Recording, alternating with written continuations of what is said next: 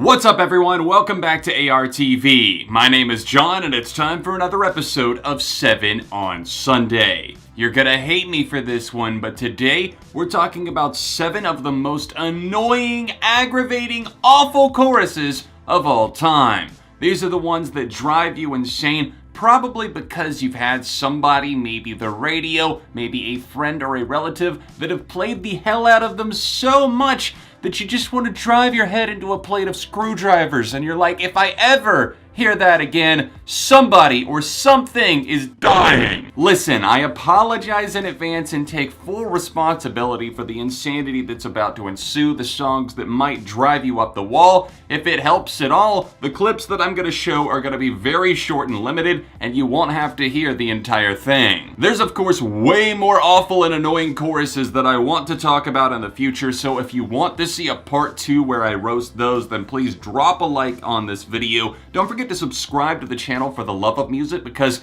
normally I talk about stuff that I love more, but today I guess it's more so for the hate of music, or for the hate of these choruses. And while not every song is going to be covered here, there's going to be comments down below saying, where's this song, Gucci Gang, and where's this song? It's not that I didn't want to talk about those awful choruses, it's just that I wanted a bit of variety. So without further ado, let's get into this. What does the fox say?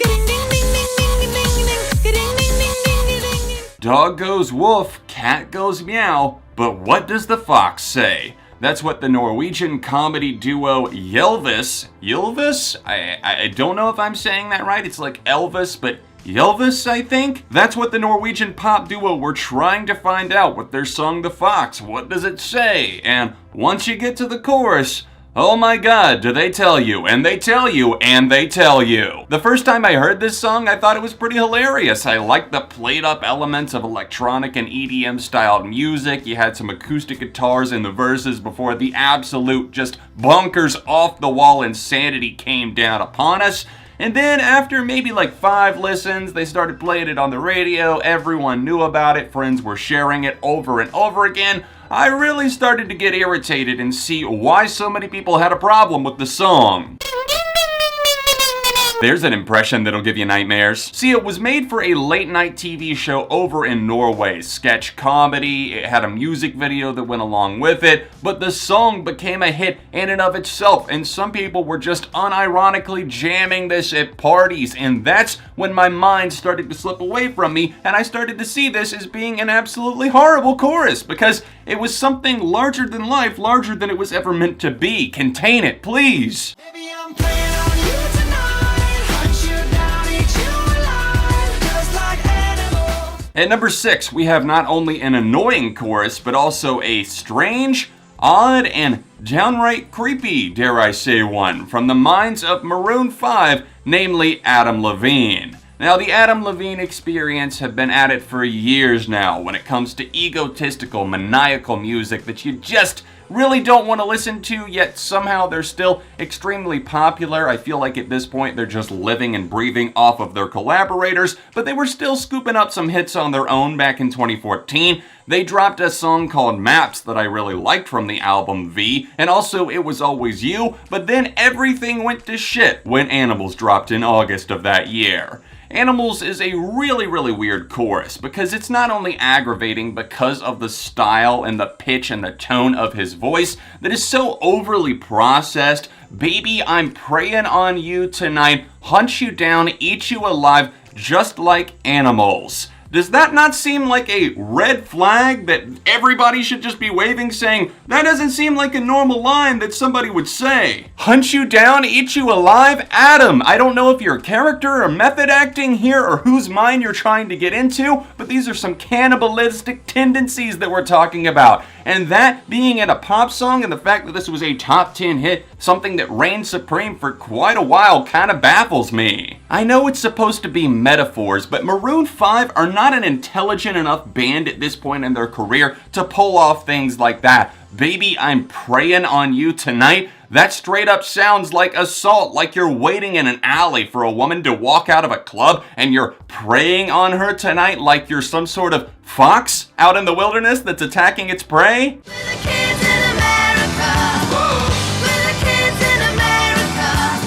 Time for a major throwback to 1981. We're going to talk about the English artist Kim Wilde and her debut single, Kids in America, at number 5.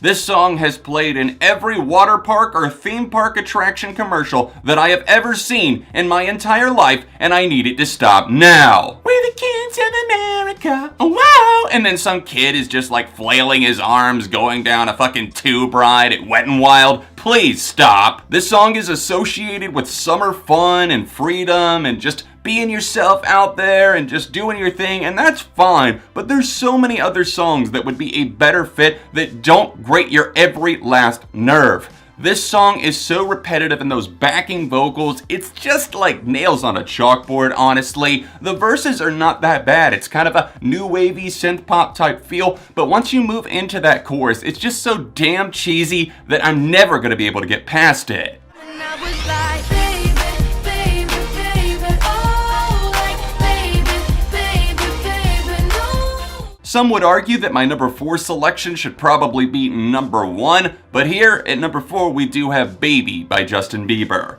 From the second that you hear those opening notes and that first verse, we kinda know what we're getting into. Justin Bieber was the Canadian teen heartthrob that was popular worldwide. 2009, he started blowing up with those covers that he did of, you know it, Chris Brown songs, and now in 2019, 10 years later, he's going out on a limb to defend an abuser. That's why he's landed on this list today. He wasn't initially gonna be here because I wanted to save this for part 2, but I said, Justin, you just bumped yourself up on this one, buddy. We're gonna have to feature you right away. As passive-aggressive as that might seem, I do genuinely detest this song for what it is. It played so much throughout my time in late high school, early college. People were definitely memeing it, making fun of it. It's one of the most disliked videos, if not the most disliked video of all time on YouTube. It's so genuinely irritating. It makes your skin just kind of get goosebumps, but not in the good way, like, oh, I'm hearing a great song. It's more like, wow, are you not actually gonna turn this off? You're gonna make me listen to this entire chorus again?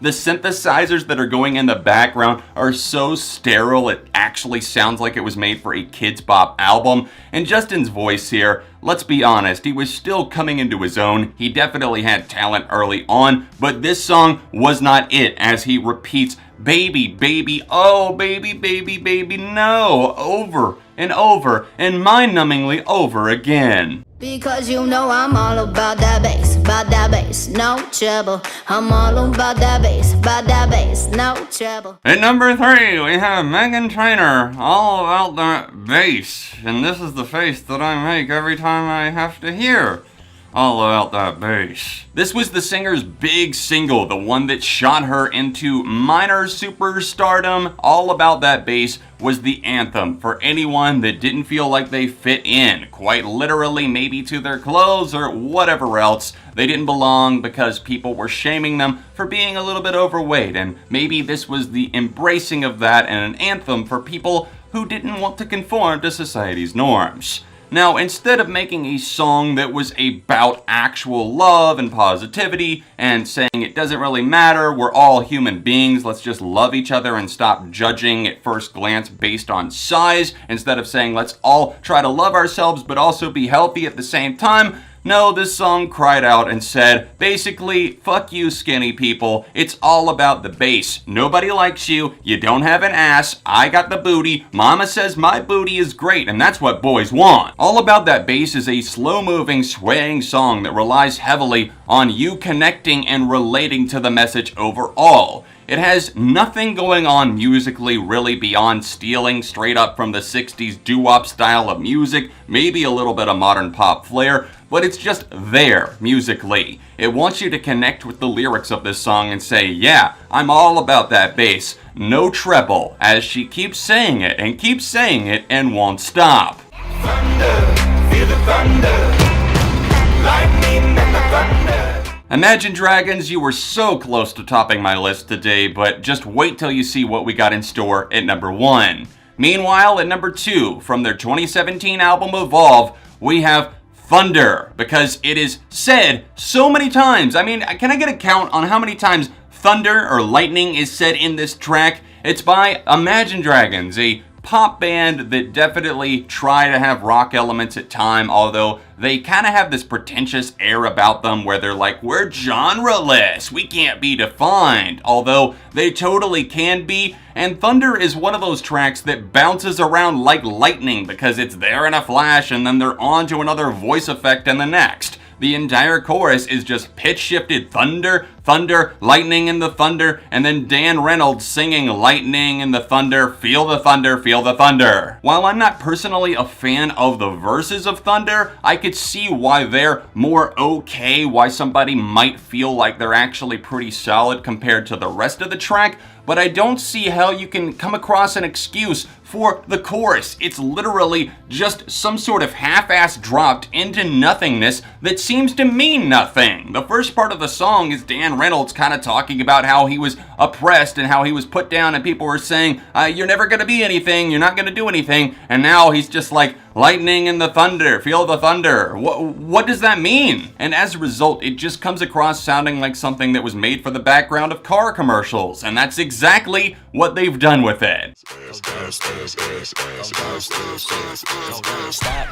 You know what the number one best part about my number one pick for the number one most annoying chorus is? The part of the song where it says stop, and we just get a brief pause, a brief elevation from the insanity and everything that we've descended down to. All of the madness, all of the toxicity, all of the egregiously ear-piercing, awful rhythms and rapping, if you can even call it that. And then you think about things, you ponder life, and then it's right back into it as he samples MC Hammer, now make that motherfucking hammer time, and says ass a whole bunch of more times. Finally Famous was the name of Big Sean's debut album, and while he has a certain prestige and clout to his name at this point, at least in some circles, some people still hate him, you have to admit, he's gotten better since this. Dance Ass is absolutely terrible. The remix with Nicki Minaj, of all people, is somehow even worse because Nicki is obsessed with her own ass more than most people in existence probably are. I'm so sorry if you had forgotten that song or if you had never heard it and I've somehow put it in your mind at this point. I have a challenge for you. Go check out the full song for yourself on Spotify or YouTube